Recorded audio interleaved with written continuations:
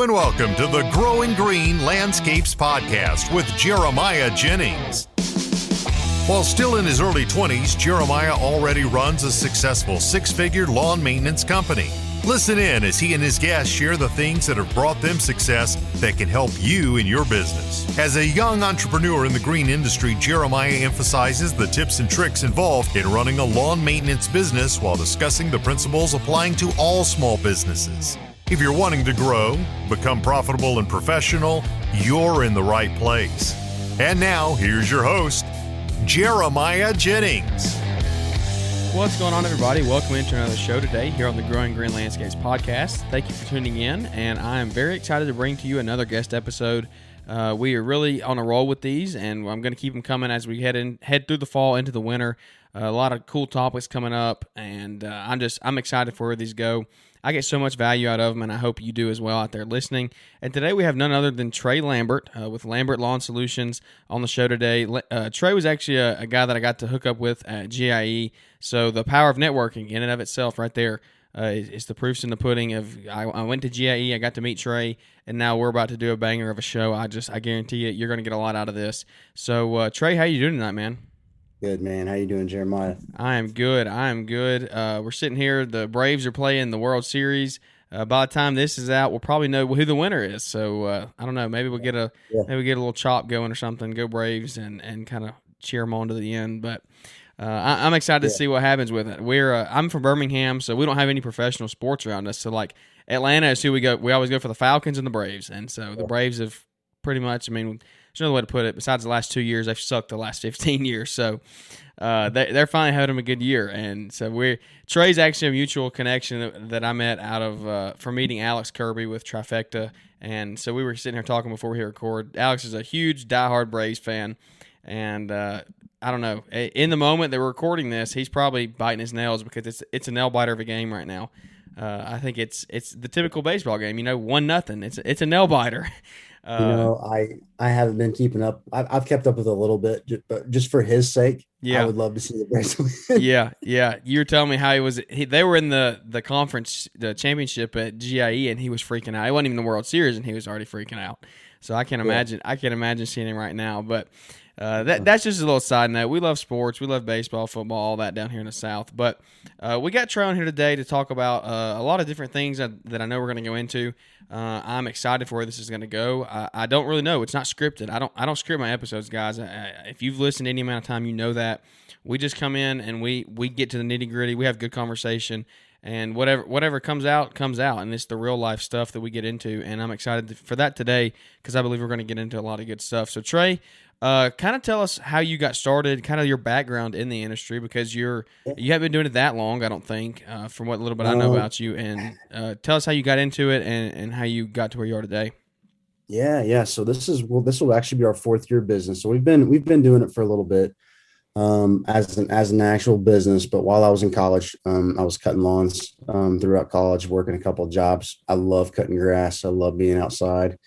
I've got a baseball background, so I actually I signed to play college ball. Didn't end up playing college ball because that summer it was my first summer off not playing, and I just realized how burnt out I was. But I came from a background of playing baseball, so I just was always obsessed with like turf management, making grass look good, instant gratification stuff. So that's kind of where I've got all my background anyway. So you went from baseball. What made you get into starting a landscaping company? So I loved the turf management side of stuff. And when I was in college, I graduated from a local college. So when I graduated, I had like 63 accounts.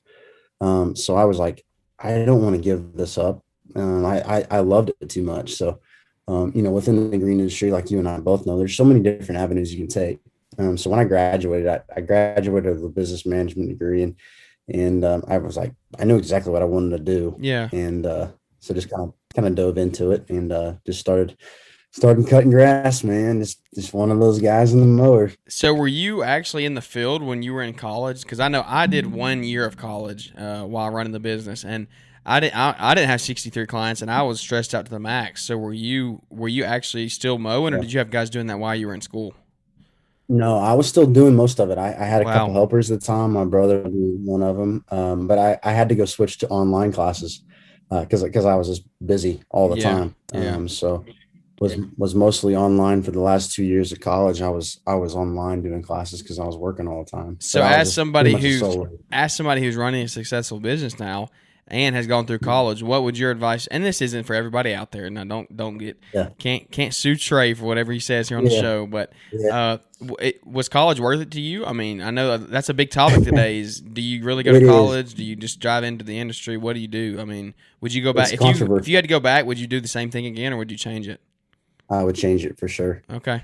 I was going there because I was always kind of told it's safe. You can get that piece of paper. It's that I literally just had a conversation with this with a buddy of mine a couple of days ago, but it took me 6 years to get my bachelor's degree, Mm. which I just, man, it was tough. College was tough for me. I was always wanting to be, I hated sitting down in class all day. Yeah.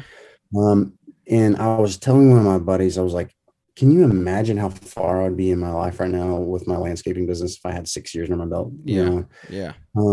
But when I was in high school graduating, it was kind of like everybody, you kind of had to do it if you wanted to be quote unquote successful. Yeah. That was And just the thing to do. yeah, and I think the world is changing. I think people are realizing how many people need like to go to a trade school or even just do whatever you're passionate about. Because if you have the drive, and you have the want, and these days, if you want to work, you're going to be successful. Yeah. Like it's going to happen. So no, man, I gotta say it. I don't think, I think I, I wasted. I Yeah. mean, I can't say I wasted, but I did. I mean, Yeah, but that's okay. I mean, I know people that I know a lot of people have done that. Yeah, I mean, yeah, you learned stuff out of college. You obviously you took your business management, so you got some stuff out of it. But yeah. it's like you're saying, where would you have been if you had those 6 years to further your business? 6 years. Yeah, Yeah, that's yeah. the Because I thing. mean, we're 4 years in it now, and we're much further along than I could ever imagine. And Yeah, like the opportunities are endless, yeah, and so it makes me so mad. But hey, I can't go back. All I can do is move forward. that's right. That's right. You just and it kind of goes into everything that we've talked about before on the show is learn from your failures. I mean, and I wouldn't consider college a failure, but Yeah, you definitely like you said, you think you wasted some of the time. Some of it was you yeah, failed some of the time, and you didn't do everything you could have done. So yeah. you learned from that. You didn't just sit back and be like, well, it's fine, we'll move on. You learn from that, and you know what not to do, and you can give advice to young guys coming up now. Yep. That's the main thing is just educating and letting guys know, you can chase whatever you want. And that's the beauty of living where we live now is just the freedom of doing what you really want to do. I mean, if you want to start a landscaping business, you can. Yeah, And there's, like I said, if you have the drive and the want, that's that's it, nothing can man. hold you back if you really want to do Nothing. it. Yeah, But and you, yeah, and too, being a business owner, like we go through so many trials. Like for sure, it's up and down. It's a disaster of a roller coaster. But at the end of the day, like I wouldn't have any other way. really, I love it. So I love it. I'm the same way. I wouldn't go back. I'm not going to work for somebody. That's the thing. I'm just yeah, not doing it. I yeah, was actually doing a podcast with somebody the other day, and they were saying that it was the reason that they were doing it was because they were so broke they would never go back. And yeah, when you become a slave to somebody as an employee, and I'm not everybody that is not meant to be a business owner. That's just the fact of it.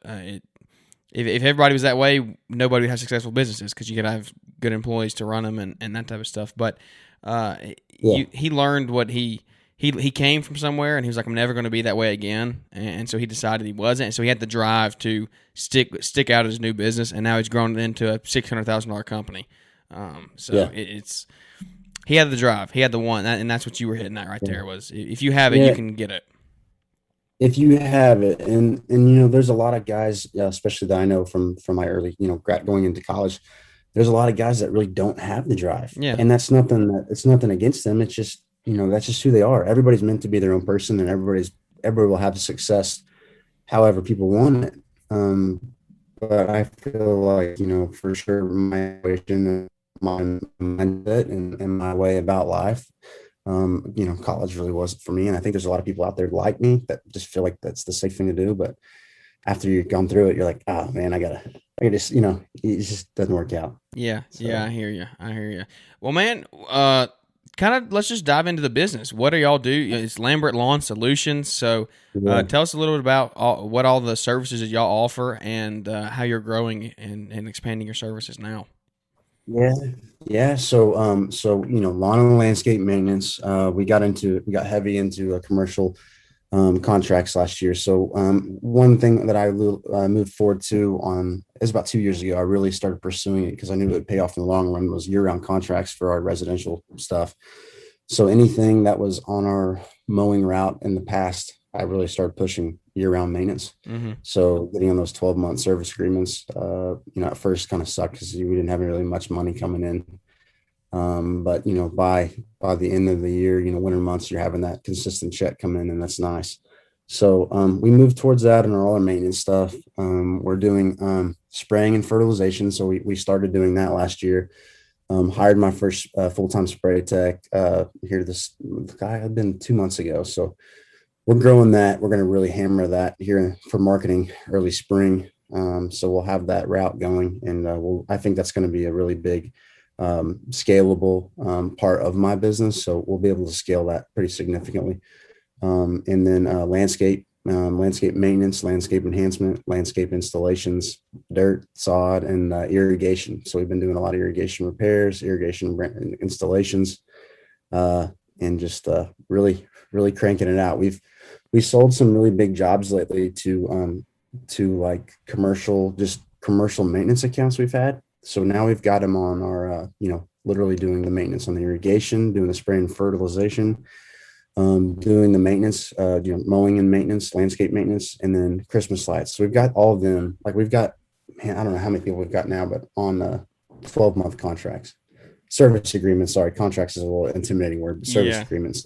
Yeah. So that's smart there. So we're trying to narrow down our client base. So shorten up our client base on like a residential mowing and whatnot, and really try to have an all-inclusive package, and then just rock and roll with that. Well, that fits your name really well. You're the solution to their lawn. I mean, that I like that. It really fits nice because if you just have landscapes or lawn maintenance or landscaping, like you never know really what it is. And I'm kind of a fault to that. Mine, Growing Green Landscapes.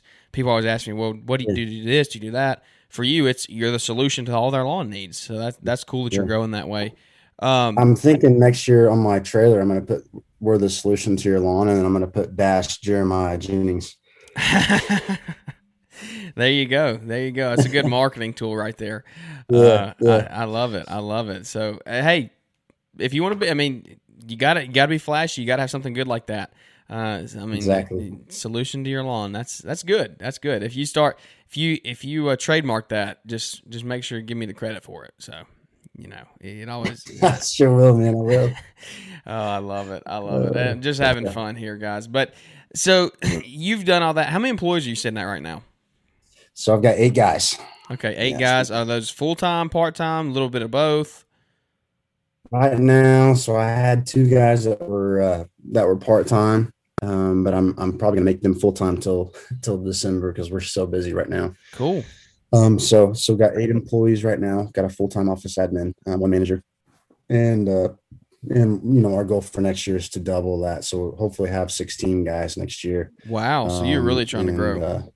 Yeah. I really am. We've taken it pretty slow the last 4 years, just to kind of get our feet underneath and not, overwhelm us with growth, but to grow efficiently, and effectively. Yeah. We're at the point now where we have to grow. We can either stay where we're at or we grow and just double what we're doing now. Yeah. And I know that comes with a lot of trials and a lot of errors, but I think we've got the right team, the right mindset, and the experience behind us that it should be pretty good for them. So we can kind of take this a couple directions here. We're trying to probably kind of dive into a couple different topics, but let's go ahead and hit on, this is what we were talking about before. Me and Trey talked about this at GIE and kind of talk about how you've grown your business. So you've grown, and the big thing that you say is invest in yourself before you invest in anything else, whether it be equipment or software or whatever it is, always make sure you invest in yourself as the owner operator in your business when you're starting out. Absolutely. So how have you taken that and hand in hand grown your business from 60 yards coming out of college with you and a couple helpers to 4 years in, you now have 8 full-time guys and you're looking at double next year. What kind of hit on some things there that go hand in hand between the investing in yourself and then the steps you've taken to actually grow your business like that? Yeah. So, like me and you had kind of talked about before, investing in myself was the most important thing. I had a vision of what I wanted to do and what I wanted to be. I wanted to make a good living doing this and being in this industry. And I got to the point where I just became absolutely stuck. Did not know where to go from there. I saw these big companies and I'd see all these trucks and I saw these guys and everything looked good. And I was like, man, I want that so bad, but how in the world do I do that? Yeah. So I'd say, beginning of last year, I invested in a business coach, and really put a lot of money into investing in myself and self-learning and growth. And that right there was kind of really the beginning of growing efficiently because I had the knowledge behind what to do, Another thing that really helped me, Jeremiah, is just paying off all my debt, rolling everything we made into equipment. So we went from like I say that we went from, I went and financed a commercial mower, borrowed some money, and would get to the point where I'd be so stressed out about making those payments. I was like, what am I doing? So I sold that unit and bought something used. Luckily I'm mechanically inclined, so I know how to work some stuff. That's cool. Work on some stuff. So bought a used mower, knew I would have some small problems, but hey, I was like, I don't want the debt, and going into the winter for sure. So bought that, and literally I started rolling all the profits into the business. So we started out with 2 V rides and now we have 10, that's within 2 years. So we got, 10 Skag V rides, 1 Turf Tiger. I started any money we were making, I'm putting in the business, just eliminating all my debt, trying to stay tight on money, and then just having my only overhead as in labor cost, and obviously fuel and maintenance. But I wanted to grow without having that, without having to work to make the payments, if that makes sense. Yeah. And that was really that made my life a lot less stressful, because you didn't have that hanging over you. I mean, that's the thing. No. And by having that, you can kind of if you ever did fall on hard times, something happened, you have 10 V rides to sell and make $40,000 or $50,000. I mean, more than that. So that's a good thing in having it. So let me ask you this: when it comes to taxes over those 3-4 years here, as you've doubled and you've bought all those V rides, you've invested back into the business. Are you showing? Did you show losses? Did you well, here's what I mean by that. So when you're trying to grow your business, you're investing you're spending a bunch of money, and you're not going to show a lot of net profit. You're making money, but you're not going to show a lot of net profit. Exactly. Do you have a shop? How is that? How are you set up? Do you have a mortgage? Like, have you had to finance anything like a shop for a mortgage or anything like that? Or are you at the place where you can show net losses right now to invest in your business, and you don't need that you don't have to show the proof of income? Because like in my case, we were just at different stages of life when we were in our businesses. In my case, I'm married, I have a house, so like I have to show net income, and it's hard for me to go out and spend $10,000 or $15,000 at one time on a mower, because there goes all my income. It shows that. So how have you kind of done that? Man, so this is part of like the not glorious. Like you can see people on Instagram and whatnot, and man, they say like they're killing it, and the behind the scenes, it's not as pretty as it usually is. Yeah, it's real life. I listen to a lot of if you listen to Andy Frischella, you know exactly what I'm talking about. The dude just invested everything. So I had a house about two years ago. I had a house, mortgage and everything. And when I got really serious about growing my business, I sold my house. Really? I live in one of my old bedrooms in high school with my mom. Dude, I love it. That's freaking awesome. Yeah, I don't have a house right now. I've just poured everything I've got into my business because I really believe it's going to happen. Yeah. So live here. I and then use my my mom's old shop. That's where our headquarters are. So man, I just don't I don't have a really huge big setup, but I've invested over the last couple but of years. You've put yourself in the position where in 3 to 4 years you're going to be at that point, and you're going to be able to do it debt free. So yeah, and I don't it's one of those things that just don't have a lot of flashy, fancy things, but Yeah. just really just putting it in and knowing that it's going to happen. And that's why I love Andy Frisella so much. He's very explicit about what he says, Yeah, for but sure. but he's real. Like he's Yeah. real. And you don't start out with brand new Azuzus and brand new Toros and all that stuff and expand and want to grow because you get into a bad point. And I've talked to so many different companies, different people, and so many people that I've heard stories about them going under because they've over leveraged themselves. And so I know what I want to do with my future, and I kind of pretty much just put all the chips in Yeah. and just making it happen. Well, that's cool. That's cool. And guys, if you're listening right now, we're having some bad weather here, so the internet might be cutting in and out. Hopefully, the sound's not too bad for you, but we're trying to keep it good here, keep the quality good. But just bear with us if it does go out and you hear some lagging or something, some storms going on outside. So anyway, back to what we're talking about. So that's cool. You've literally invested everything. You sold your house. You put all your money into this business. Does that come at the hands of your business coaching? What kind of made you did the coach, did those life lessons, the business lessons help you do that stuff, or is that something you did beforehand? Yeah, it helped me do that stuff. Like I said, I reached out to Alex last year, looking into business coaching because I just felt stuck in where I was at, wanted to grow. So I actually flew down to go hang out with him one week. I wanted to learn his system. Yeah.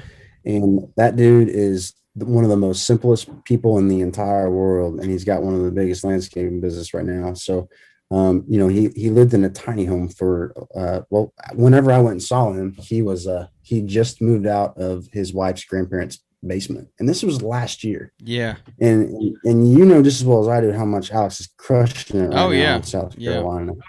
So I saw him, and then we went to his headquarters, and he's got a tiny, what are those tiny homes? Not a tiny home, but like a 16 by 20. He's got, 2 office admins in there and his manager. And then they have one of those shipping containers as their shop. Yeah. And I was like, oh my gosh, like this is awesome. Like I just was thinking about, there's literally no overhead of debt. He's borrowing some land. And so when I saw that last year, it was like real to me. It's like, you don't have to be like sexy. Like it doesn't have to be like you're going out to make money and build a business, and who cares what anybody thinks. Yeah. And so I saw that, I worked with Alex last year. I saw how he was operating. I wanted the same thing. So I basically came and did the same thing. So what's funny is we're actually, my mom's selling the house. So I'm going to be renting somewhere here pretty soon, but we've got us an acre property that I'm mowing the owner's lot to use it for our headquarters. And I've got shipping containers being ordered as our headquarters. So we'll have an office shipping container. Yeah. And we'll have 2 shipping containers, 40-foot shipping containers for our shop. And so I'm so excited. That's been our thing this week, is cleaning up our old area and getting to our new one. But yeah, man, just staying out of the overhead. And that's just something that I learned, through investing in myself. Yeah. Yeah. That's really cool. I agree with everything that you said there, and it's cool to see that you've sold everything, you went all in, you invested in yourself, and look how much it's helping you now. I mean, and it's like you were saying, Alex last year was in shipping containers. Now he's got his dream house paid for. He's got a dream setup, a dream shop, all that stuff, and he's running completely debt free. So that's what he can do for you. And I'm not going to be the one to say that debt is bad. I mean, I'm honest with everybody out there. I have some debt in my business that I leverage, and because the equipment is, and it's like you said, everybody's at a different stage in life, and it depends on where you're at when you're starting your business. You can't sell your house if you have a wife and 3 kids. Like you can't move into a tiny house. So exactly, you can't. Go ahead. Yeah, I'm right there with you. Yeah, I've got a cousin that's one of the most successful people I've ever met, and he's always told me, man, you can always, he goes, I always borrow money. This guy's got more money, but he's been such a good mentor for me on understanding, how everything works. But my thing is kind of really selling everything, since last year, just really trying to put everything I've got into my business, and it's helped me a ton. It's going to give us a chance to leverage a lot of things and just keep growing, so. Yeah. Yeah, I totally get it. I'm engaged. Me and Morgan, we're getting married March 19th of next year. So That's awesome. yeah, so Congratulations. I didn't know that. I appreciate it. Yeah, so she would be really excited, and I'm gonna have to. We'll build a house. Yeah. I'm gonna have to do. Yeah, I you can't ain't gonna be do. getting her in a tiny house. I can promise you that. No, I've already tried that card. That doesn't work. but I know that there's some life things that are coming up, and like you said, everybody's at different stages in their life. Yeah, yeah, it is. So, And so you just take this with whatever stage of life you're in and implement it however you can. Implement the principles that we talk about on here. And it's not yep. every show isn't for everybody, but we do hope that you get something out of these shows. Well, so that's cool. You talk about what you did there. Let's talk about really. This is what I really want to get you on here. We're talking GIE, and the first thing Alex said was like, "Man, this dude knows how to do Christmas lights." And I was like, no way. Yeah. That's what I'm looking for. I'm looking for the guy that knows how to do Christmas lights, has done it successfully, is doing it successfully, because I'm looking to get into it. And I want somebody who can give, and it really seems like a hidden gem in the landscaping industry of a way to make money that not enough people do. So I want you to take this segment over here, and I want you to start from how you got into it and just run, tell the story, and kind of write a biography on it for everybody on how you've done it, and give some advice for somebody else who's wanting to get into it. So I was on the fence. So we started 3 years ago, and I was on the fence of, man, I want to do it, but I don't even know how to do it. I don't even know where to start. And so one of my suppliers had a guy that's the supplier for Christmas lights come and give a presentation at his local Ace Hardware, and he had free burgers and hot dogs. It's like, I got nothing to lose, so let's go check it out. So went to this deal, really kind of met some guys that were doing it at the time, and thought it'd be a good way to invest some, in our business throughout the off season. Going into, we get our last cuts in October. We weren't really doing a whole lot of landscaping then, so I wanted to have something that would keep us busy till December. And it was really just me and my brother towards the end of that, going in, trying to stay busy. And so, man, we kind of went in head first, didn't really have any plans. We weren't doing a whole lot of leaf removal. Man, I got bad allergies, so we were doing the leaf removal. It was just killing me. So I was trying to figure out anything. Pick a bad industry to be in. Yeah, I know, right? So I was trying to figure out everything I could do to not do leaf removal, and got into Christmas lights. Man, we learned. I went in just with the whole mindset of learning, understanding it's not going to be as profitable as I thought it would be. Yeah. Going into it. But what just as I do is being an owner and operator and not having much overhead, you can make pretty good money. I mean, we made great money that first year. Yeah. And just with the network we already had with all our lawns, just saying, hey, we're doing Christmas lights this year. We'd love to help you out. We didn't have any idea what we were doing. We were using people's lights. We were hanging them up for pennies on the dollar and making some money to get us through the winter. And but we learned a lot. We learned that we needed to charge what we needed to charge to make it happen. So year two came around, and we progressed. We got a ton more houses. Now organic marketing was freaking crushing it. And then year 3 came around, and man, it was killer. It was awesome. So we had a heck of a year last year with light installations, and it was awesome. It was profitable. We had I think we had 4 guys last year, including myself. So we stayed busy up until January. January 31st is kind of like the last day of takedowns. We tried to, so we pretty much all stayed busy, and we do a lot of duck hunting back here in Oklahoma. So we were able to get in the blinds quite a bit and enjoy ourselves. But man, it was such a profitable way to push us through the off season. And the only way I was really looking at it is, yes, this can make me money now, but it can also pay for the guys that I've got throughout February. Exactly. And March. It just keeps. That's what I heard somebody the other day that was talking about it. It was like, even if you don't make a huge profit, if you break even every month, you're keeping those guys on.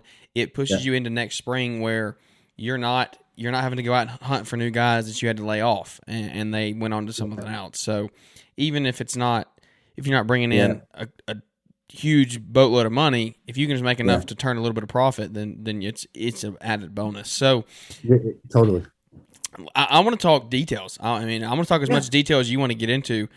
When it comes to where do you buy your lights? You buy online. You have a local supplier. Like for me, I don't have a local supplier, so I'm looking online. Anybody that's looking to get into it, would you say reach out, try to find somebody in the community first? How do you do that? Yeah, so I would find somebody in the community. There is some stuff on online where you can order, the commercial grade C9 bulbs. We've got a couple local suppliers. It's become a pretty decently sized industry here in Oklahoma. So there's I a lot think of it's people in out the there that are doing West. it It's now. coming up more and more It is. because I was It talking is. to James Mansky. He's in where is he at? I don't remember. He's out west somewhere as well, and he's doing it. And then I know another guy in Oklahoma that's doing it as well. So I know Yeah. multiple people out there, and they're like, man, It's competition's growing. here.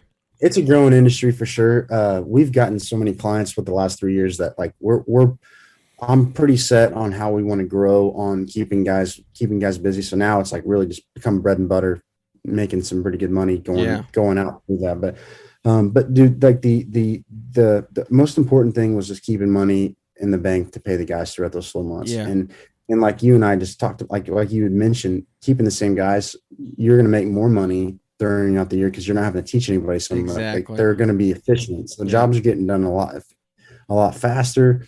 But yeah, the whole process of finding a supplier, building a relationship with that supplier, and I've got a guy right now that he's one of my suppliers for stuff. And when we're running low on anything, I shoot him a text, and he has my order ready at the front counter, and the guys come in and pick it up and go on to the next house. Like That's awesome. it's become a pretty cool system for us. Yeah. So luckily for me, we do have a lot of suppliers around. I was mind blown when I went down there to South Carolina to be on Alex's podcast on lights. That there wasn't many suppliers down there. Yeah, we don't have any down here. Literally, there's nobody around us. And that's mind blowing because it's crazy up here. But that's just kind of giving you an incentive of like, man, there's a huge opportunity there. It's an untouched market is what it is. It is, and there is a lot of guys over the States and whatnot. I've got connections with people that do the lights, and there's a different way to do it throughout. And there's so many different ways to do it and make really good money. Yeah. But yeah, we charge, we do the light installations by the linear foot, Yep. And everything can be measured pretty much Google Maps. Locally, there's so many new housing neighborhoods going around here. So we The have images aren't up yet.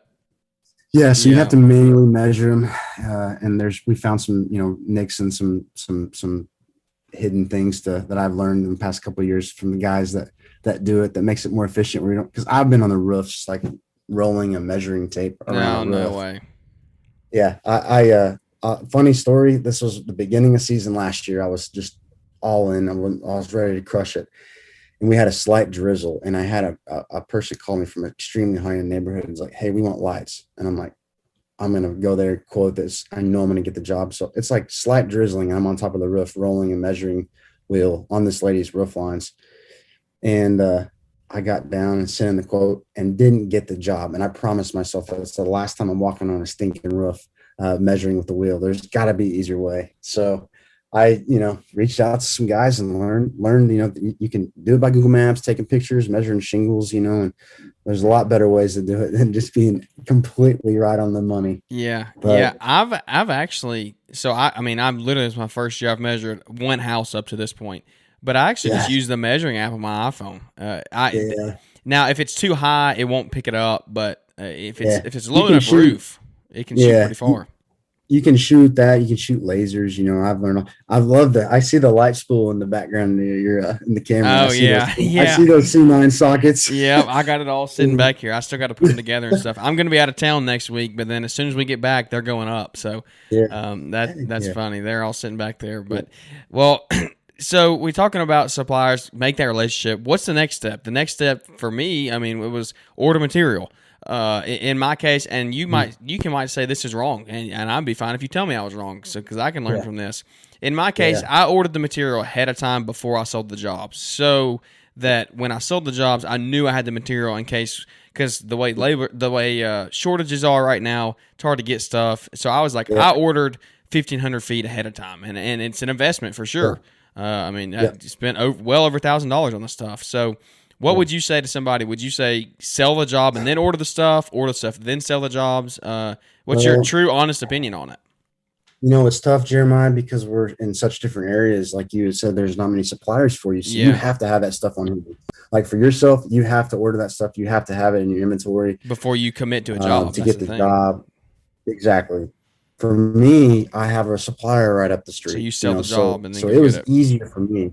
I sell the job and got stuff. However, I ordered thousands of dollars of material early this year because I Yeah. knew I was going to sell those jobs. Yeah. Yeah. So now I'm in a different situation where I can actually have that inventory and not be, worried about not selling it because I know I will. Yeah. But getting into it, if you don't have a supplier nearby, I think you did the right thing. Order, 1,500 feet of C9 wire and either warm white or clear, like warm Yeah. white. I just did all pure warm white. whites. That's the only thing I'm offering. We'll sell more warm white and pure white jobs. We sold 4 today. Really? And that's four jobs at 250 feet. And Yeah. that was just in one day, and that was a terrible day because it's been rainy. So like, Yeah. you're gonna blow through those. So if you're just not getting into it, warm white, pure white, 1,500 feet of which actually, yeah, you can do. Yeah, you do 500 feet. So 1,500 feet C9 wire. That's a good start. It'll get you a But, few houses. man, if That was you my have a thing. supplier locally, yeah, and your average, our average house is about 250 feet. Yeah, That's kind of yeah. been that's our average. So, out of 1,500 feet, you're getting a decent, who knows how many houses or what the size is going to be Yeah. exactly, but you'll get some good houses out of that. And it's just one thing that I've picked up. You're just going to learn as you go. Kind of self-educate. There is some stuff on YouTube about it, but let's break it down really quick here because this is the route that I wanted to go with this podcast. It's Christmas light specific. You know the knowledge.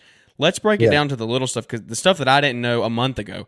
What is C9 wire? What is C9 lights? What are that type of stuff? Because if I was listening a month and a half ago, I would say, what is a C9? Yeah, like, what is does this that guy mean? talking about? Yeah, like what does that mean? So I'm hoping to hit somebody out there that's like, man, this is cool. I've thought about it, but I don't know anything about it. This is informative. So kind of take it all the way down to the little stuff about. Your most common commercial grade bulb is a C9 bulb, which is kind of like you see ads of hospitals and stuff being lit up. Those are all C9 bulbs.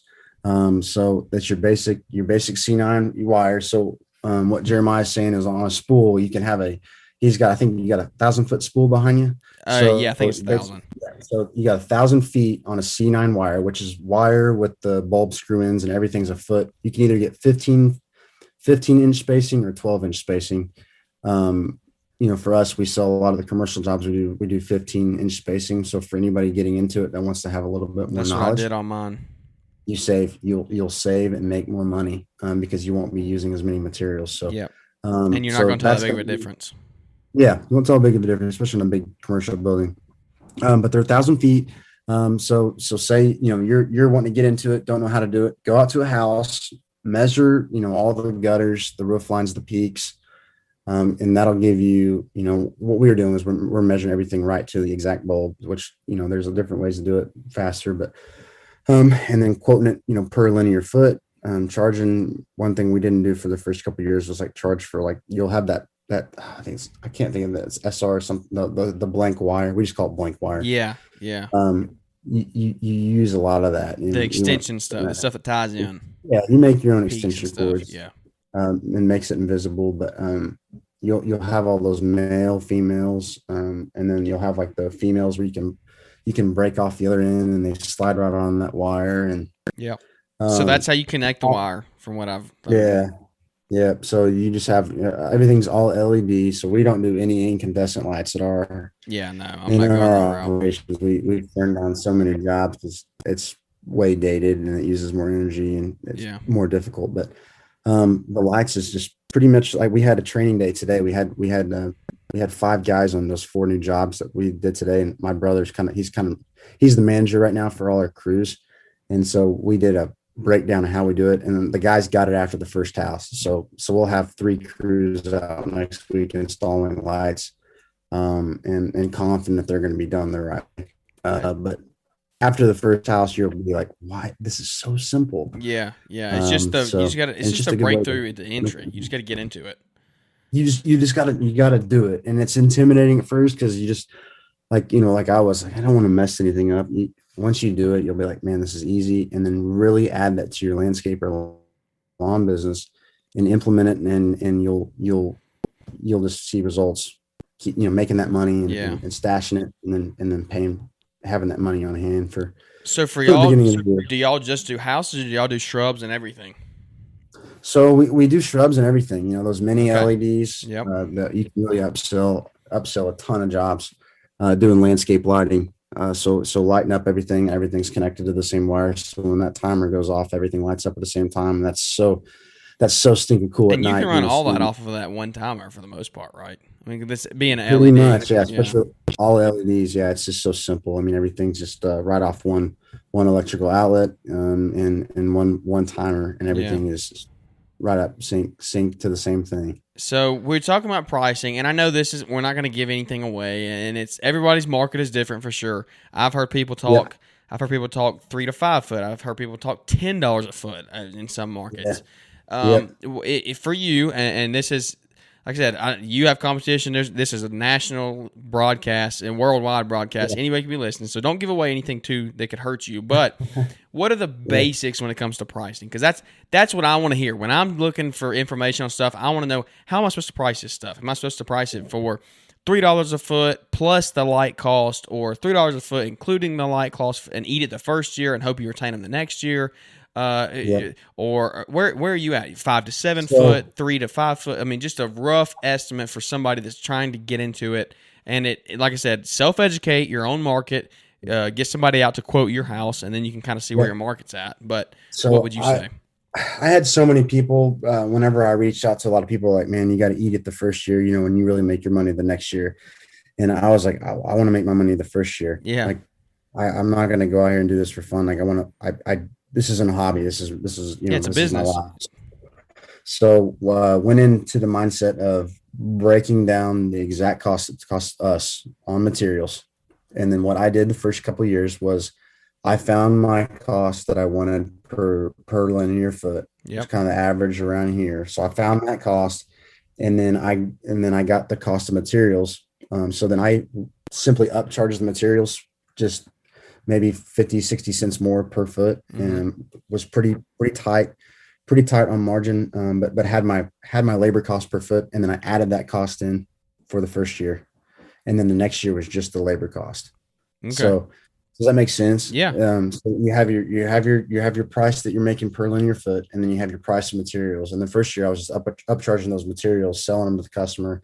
And then what I did was I offered a 5-year warranty on all those LED bulbs. Was that if you stored them though? If Lambert Lawn Solutions stored the lights, customer got 5-year warranty on the bulbs, and that was a huge sale. And you charge a storage fee, it sounds right? great. And I charged the storage fee. So adding that into the cost of the price was huge. And I think I had we're at right over 100 houses last year.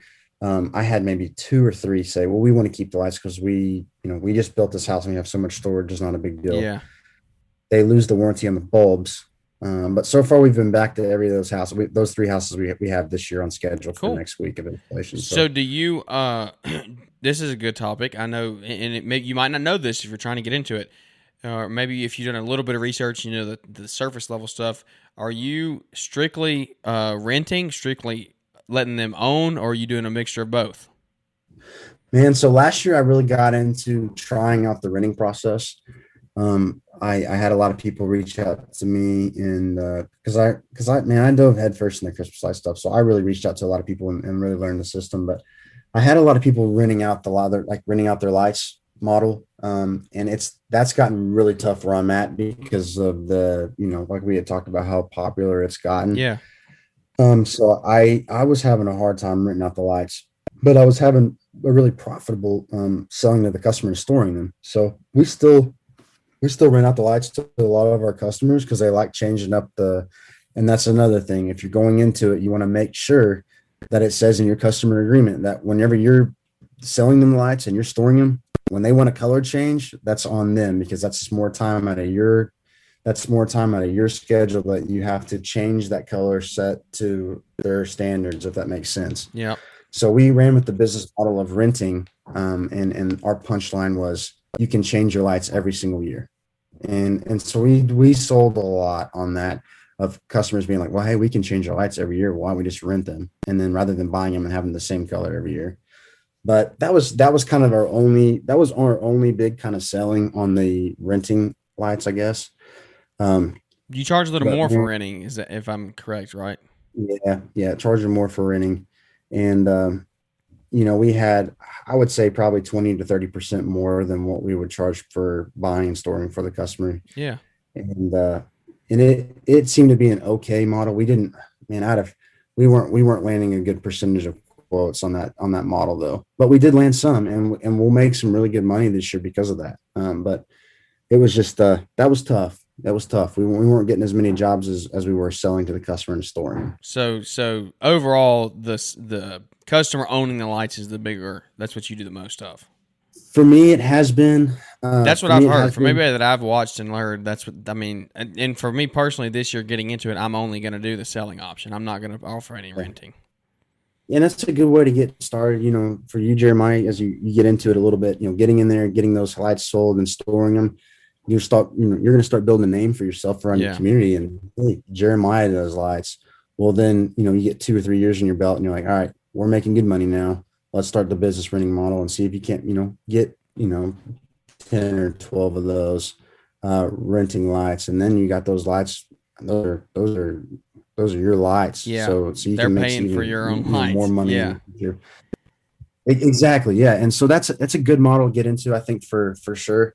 But just for where I'm at locally, in Tulsa, Oklahoma, we were having a hard time of renting out the lights. Yeah. Yeah. Well, that's cool, man. Well, I don't really have. Do you have anything else? Maybe that I'm missing when it comes to the whole Christmas lights thing? Some advice you would give to somebody? Because like I said, I'm still new. Yeah. So Yeah. what would you give? Well, you got to try it. If you've thought about trying it, just go to your, yeah, I know a lot of these guys that are probably listening to this are cutting grass and landscaping. Go to your longest customer you've ever had and be like, listen, if I put lights in your house, would you be interested in just let me do this? And you pay for you pay for the materials. So you learn the process. Yep. Anybody that's wanting to get into it, do that, learn how easy it is. And then just slowly get into it. Now, don't dive headfirst into it because you can give yourself a heart, like you can have a headache if you get into it too deep right off the bat. Yeah. You have to learn the system, because if you don't, majority of people want them up before Thanksgiving so they can turn them on afterwards, and you're going to have about 20 people calling you asking where your lights are, and it's the day before Thanksgiving. Yep. Been there and done that, but it's a slow process. I think the first year for sure, get all your main customers you've had over the years, just offer that service, learn the service, and then kind of dive into it. But I will say, me and Alex talked a little bit. I think I know on our Instagram, we're going to start cranking out how to do videos, because Cool. I've had a lot of people reach out to me on Christmas lights specifically since his podcast. Yeah. And so everybody listening on here now, on our Instagram, we're going to start next week for sure, because we're going to have a ton of people out installing. I'll go over how-to videos, how to do so, how the installation works, how we do it, how simple it is, how takedowns, how we do takedowns, and really kind of help and educate people in the industry on how they can really help themselves in their business. Yeah. Well, I love it, man. Well, we're going on 50 minutes here. This has been really cool. I know. I was sitting here looking, and I was like, it's 10:06. Yeah. It's getting late. This has been a good show. So, well, as we wrap it up here, unless you have anything else to say about the Christmas lights thing, I think that's a lot of value that we brought. And if you're out there listening, reach out and I think Trey would be more than happy to help you with whatever questions absolutely. you got. I'd be super happy. But I do want you to hit right here as we wrap things up. We've talked already about the importance in investing in yourself, and what would you say to somebody who's and on my podcast, I think I have a lot of newer guys, younger guys that are listening, the guys that are getting into it, and maybe you're not younger, maybe you're just a first year business owner. You could be 35 or 40, it doesn't matter. The business coaching thing and investing in yourself, it's a controversial topic. Business coaching, I've heard people say it's a waste of money, I'm not doing that. Why would I pay somebody else to do something I'm capable of learning myself and teaching myself? So give 2 or 3 minutes here of what your take on business coaching was, and advice for somebody who's out there that's thinking about it or on the fence about it. Yeah. So, at first I was kind of right on the fence for sure. It was a lot of money and, I didn't know if I had it, I was worried. I was worried if I spent it, if it would be worth it, and you get on Instagram and you see, those big influencers on selling crypto or whatnot. And hey, buy my program and I'll teach you how to do this. Yep. So I was very controversial on that, but found some guys, I actually worked with two different business coaches on two different things. And so that's after working with Alex, I realized the value in it, and so I really put it towards myself. But find somebody that's within your industry that you're interested in, and and that may offer business coaching. You and I both know that Alex offers it, with his own business, and so anybody in the green industry, if you're wanting to really build a business and want to know how, he's for sure somebody that me and Jeremiah both know personally. So we know where his heart is and how much he really enjoys helping people. And it's for sure something that right on the fence. I was really skeptical about how it would work. I was just thinking somebody's going to take my money and get a couple lessons and then call it good. Yeah. But I think it can go as far as you take it. Make sure you do your research. Make sure you do your research and finding before you Venmo somebody X amount of hundreds of dollars and say I want to join the program. Make sure that they care about your success. There's a lot of guys out there that are Instagram famous that can give, two cares less about what you and your business is. Yeah. So just do your research and I've seen Corey Ballard say this multiple times. We were talking about I was on the fence. It's a lot of money. I don't know if I can afford it. It's not that you can't afford it. You can't afford not to in some situations. Yeah. That's the thing. It's not that you can't. People are like, I can't afford to go to GA. I can't afford to take the trip. You can't afford not to. You cannot afford not to invest back into yourself and into your business. And that's such a big thing at first, Jeremiah, for sure. It's like people understanding that is like, I was always for sure, like, I want to if I had, $500, I want to go get another used mower or something, Yeah. Remember in the beginning, if I would have invested that $500 into a mentor or a coach, it would have paid off so much more. Yeah. And then also for people that are kind of getting started is just network. I mean, doesn't even have to be the same industry. Go find the guy that has the biggest heat and air business in town, and he's running 20 trucks, and buy him a cheaper and how in the world are you doing this? Yeah. And just soak in everything. I network all the time on guys that, especially around here that are got huge businesses, and how do you do that? And just be an annoying sponge. I mean, just like ask people questions and network. And if anybody is also on the fence at like GIE, next year, I got so many awesome relationships. Like, Jeremiah, like we're friends now, and we've talked, a lot since GIE. And so I wouldn't have done that. And I'm getting to learn, stuff from you. And there's multiple other people that, I've connected with and asked questions. And that trip, let's just say it cost, I rented a car and drove, but just say you have $1,000 and you're like, what can I do with this $1,000? Well, one thing is to try to GIE next year and network and talk to people and rent a car. I rented a car and drove down there and stayed with that house. We all split it 3 ways and rented a house together. And, but I took the value out of it. I talked to anybody and everybody. And I even I'm connected now with Corey Ballard. He texted me and said, "Hey, Trey, it's awesome meeting with you. And if you have any questions or how you want to grow your business, holler at me." And like that right there is like, that's worth every $1,000. Yeah. Yeah. Every bit. And that's goes back to, hey guys, if you're on the fence on investing in yourself, that right there just kind of shows you how much value I got out of it. Yeah. And now I'm sitting here with this podcast and I'm able to share that with all your listeners. Yeah.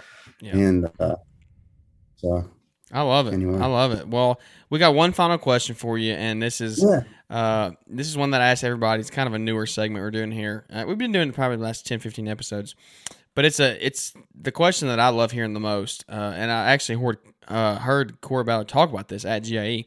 But what is your why? What is your why for selling a house and going all into your business and being an entrepreneur?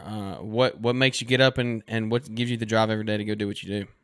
So my why is, I want to provide a good living for me and my future family. Me getting married here in March, I'm excited to have the opportunity to provide, with my family, and I want to also, own a business and pass it down to the next generation. But I'll never forget. So we have a convenience store that's blown up, and it started out of Tulsa, and it's blown up all over the world. But it's called Quick Trip, and I know a lot of people probably have them in their Yeah. towns, and if Yeah. not, they're coming. The owner and CEO came to my college, in which I was. It's a small college, it's local. The owner and CEO came into my class and spoke about how his dad started Quick Trip, and he said he started it with the full intentions of giving other people an opportunity to have a good life. And so as I look back to where I'm going, starting my business, I'm going to be able to give guys a good life. I'm going to be able to give guys a good job. And that's kind of what my why is creating that for other people, and I've really become obsessed with systems. So like the money of the success does not, and, fascinate me on any way. It's more of building a successful system and providing other people's, for other people's living. I've got 3 guys right now on the team that all have kids. Yeah. You're And literally it's so responsible cool. for them. Yeah. It's so cool that like Lambert Lawn Solutions is providing that family. And Yeah. that is one of the coolest things I get to wake up to. I'm drinking my coffee about to start today. I'm like, I'm literally providing for these guys and their families. And Yeah. that's, for me, that's the biggest win that I could possibly have. Hey, that's awesome. I love that answer. I mean, everybody's so different. That's the thing. Like, that's why I like asking the question, because everybody's just so different. You'll have some that are the same. You provide for your family. But those are good answers. I mean, there's nothing wrong with those. But then you got those like that where you just want to give back to your guys. You want to have a team that you invest in. And here's the thing. You are providing for them, but they're providing for you. That's like, it's a two-way street there. If you don't treat them the right way, how are they going to provide for you? And so it's I don't know, if you want the opportunity to provide for them, you have to treat them the right way. Yeah, I had one of them come up to me last week and like, man, I've never had a boss before push, getting our 40 hours in the week. Like a lot of guys, they either work them until they're 75 hours or they work them until they're 30. And but this guy, man, I love how you, like, when we have rain days, you're having us come in together. Like I have to have you guys for us for this wheel to keep turning. Yep. So, just really caring about them and having a blast doing it, man. Yeah. Well, that's awesome, man. Well, internet's getting a little rough here. We're going to wrap this one up. It's been a really fun show. Thank you for coming on here and spending your time tonight. It's an honor to have you on the show. Yeah, man. And we appreciate the time, man. We look forward to growing together. Absolutely, buddy. Absolutely. Well, where can everybody find you on social media? Lambert Lawn Solutions. Lambert Lawn Solutions. On Instagram. Yeah. Lambert Lawn Solutions. I about said at Gmail, which is our email, but no, it's just Lambert Lawn Solutions. Lambert Lawn Solutions on Instagram and Facebook. Okay. Good deal, man. Well, guys, thank you so much for tuning in today. It's been a really fun episode. Thanks for your time tonight, Trey. Like I said, guys, apologies for the internet, but it just is what it is. We got a good interview, and there's a few times you might have to figure out what everybody's saying, but I think you're still going to get a lot of value out of this. If you're still listening to this point, I know you did because you invested and you stuck around. So thank you so much for listening. If you would, leave us those important ratings and reviews. It really means a lot to us that you do that, and we're actually getting quite a few rolling in here, and it means a lot to me that people are listening, people are giving their feedback, and I always accept negative feedback too. So I mean, if there's stuff we need to fix, definitely reach out and let us know. But I definitely love the positive feedback for sure. It's what keeps us going. When I look on there and see that it's touching somebody, it's like you're saying, giving back. You're touching somebody else's life. You're helping them out in their business. That's what I'm doing it for. I'm doing it for the other guys out there that are listening. So thank you to everyone out there who's listening, whatever day it is. I hope you're having a great day. Spend time with your family. Make sure you know what's important in life, where you're going to spend your eternity, what kind of family you have, how you're living your life, how the relationships that you have in your life, how you're treating the people around you. So whatever it may be, guys, just excel, just crush whatever you're doing in whatever industry, whatever field you're in. So thank you for tuning in, and we hope to catch up with you here on the next episode. Thanks for tuning in to the Growing Green Landscapes podcast. We know you have many other podcast options to choose from, and don't take it for granted that you chose to spend some time with us today. You can connect with Jeremiah Jennings at Growing Green Landscapes on Instagram or use the link in the show description. Don't forget to smash the follow button on the podcast and leave those 5-star ratings and reviews. We hope you crush it in your business and hope to catch you on our next episode.